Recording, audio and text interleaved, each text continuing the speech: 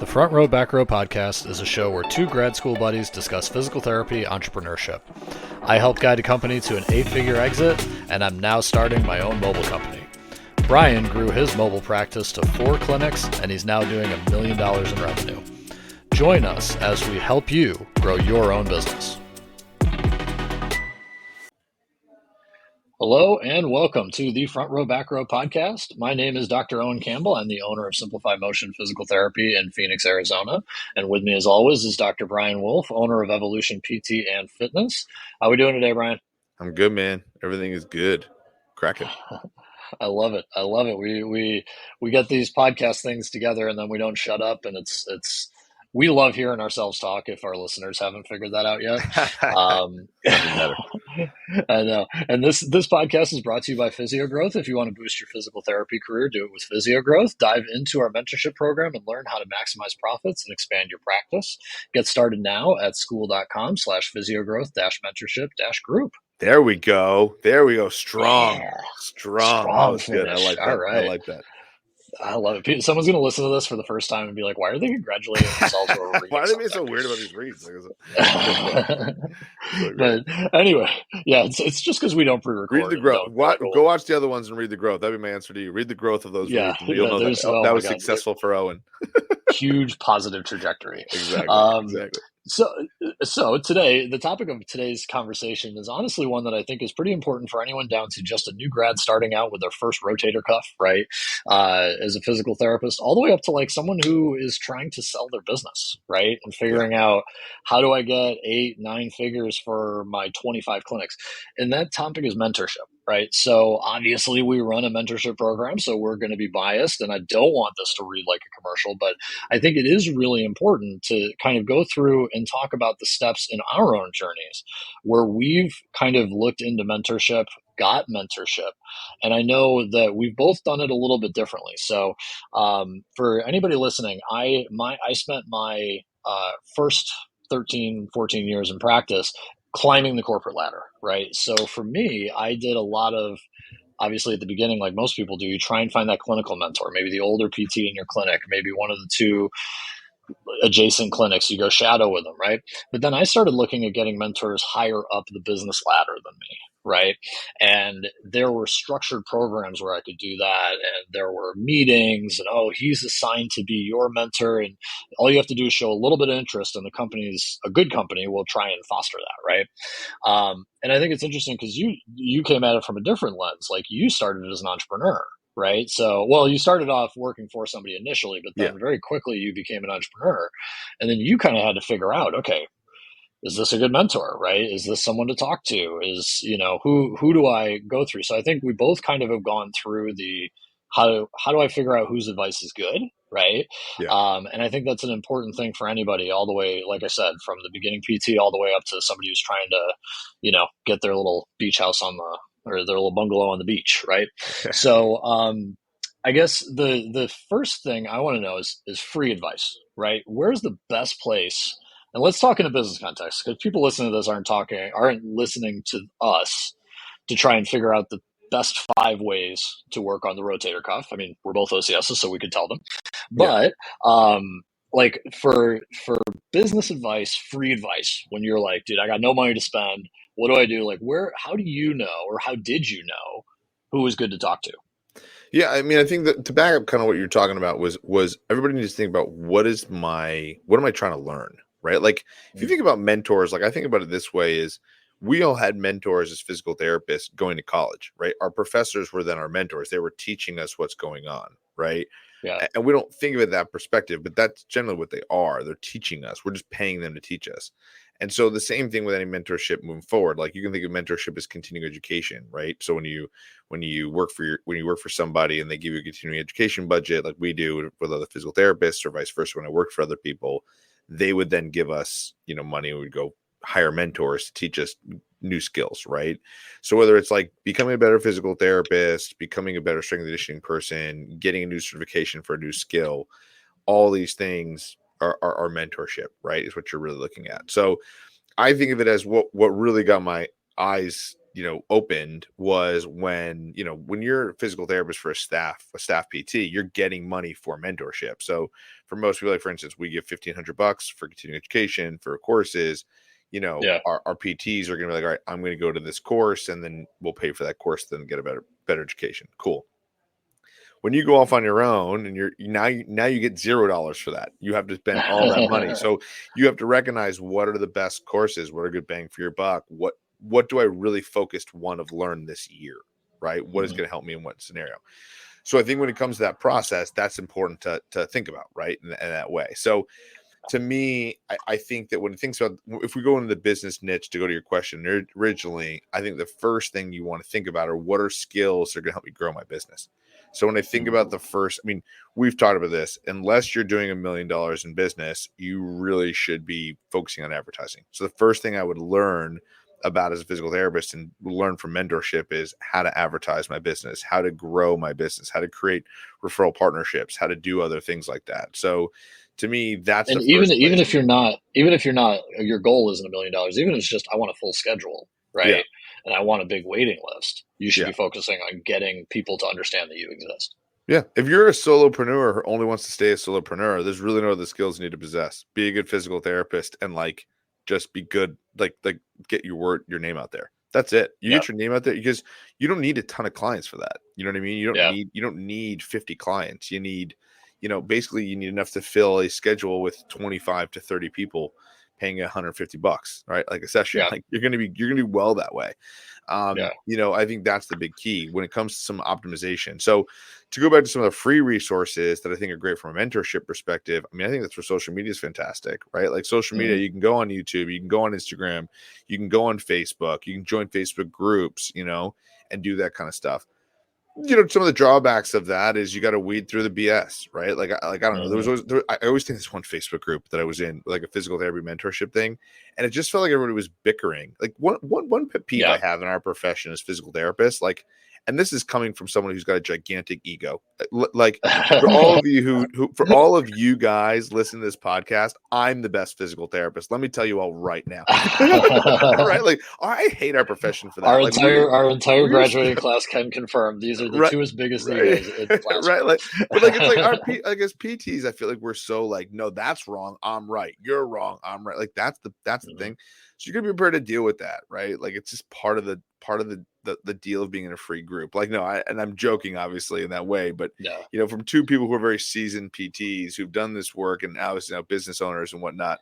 The thing about being in paid groups is nice, a little bit more advantageous, is you're going to get less rhetoric, you're going to get less Yeah. like mudslinging, right? You're going to have much more pointed, you're going to have more people who are going to be a little more seasoned that are looking to Yeah. have more conversations on a pointed and efficient point of view. So Well, that's the advantage of the group. it's like going to get your news from Twitter versus getting it from the New York Times, right? Yeah. Like you pay 5, 10, whatever bucks a month, right? You're going to get a little bit more concise understanding of what's going on versus and hopefully more truthful, right? Yeah. Because they have more to lose than like Joe Smith on Twitter. But and I think that's important to kind of look at is there's a lot of stuff online. I also I live by the rule of I think it's like 1, 3, and 10. Right, where it's you want to find somebody who's a year ahead of you, you want to find somebody who's 3 years ahead of you, and then you want to find somebody who's 10 years ahead of you, right? So that you can talk, and if you can, try the 1 and 3 to be local, right? It's the higher up the pyramid you get, the less people there are that are that, Yeah. right? But if you're trying to build like a mentorship, at least something where they'll answer your questions, maybe they won't go through everything with you like a coach would, but they'll at least answer your questions.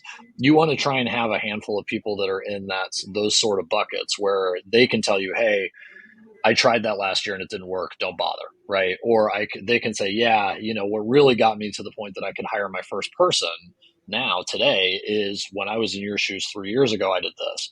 And then obviously, if you want to get to that point of big scale, all that, you try and find somebody who's been there, you know.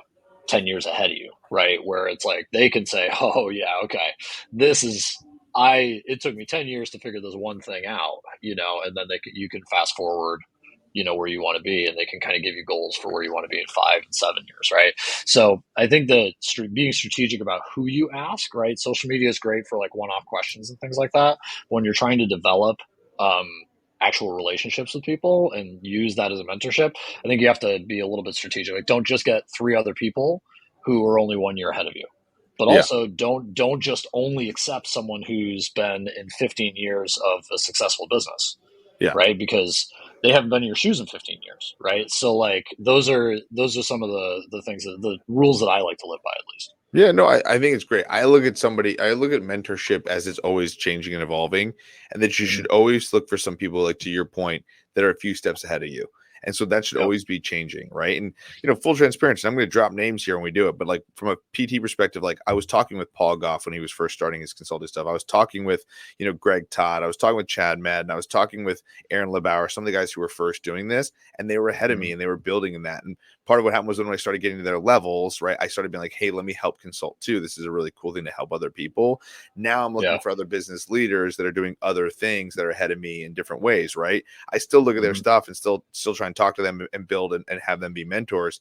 But I'm also looking for people ahead of us. And I'm sure they're doing the same thing. They're looking for other people to do that as well. So it's Yeah. also not your point about when you're ahead. I love that. Like, some people that you have in your circle where you're like talking in your circle and really making friendships and doing that, but then also looking ahead of like the 3 and 10 years. Like I think that's a great concept, because ultimately if you know where you're headed and where you're going, like those guys that I just talked about and those names, like they all have different goals and have different ways they're moving about them than I do, Mm-hmm. right? And so there's parts where like there's things that they're doing that I think is awesome and be incredibly helpful, and there's other things that moving forward that I've learned that are more advantageous to what my current business is doing that I should do Yeah. differently. And and so all that stuff can be helpful in any direction. It's just a matter of like what you want to do and how you want to grow. And so since you're constantly growing, if you're constantly growing, you need to look for other people to be chasing, right? And other people to be Yeah. growing with you, and you're growing with them also.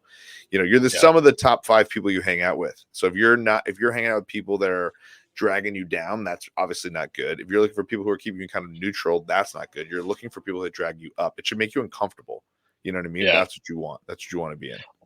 Well, and I think self-reflection is probably one of the best traits you can work on developing.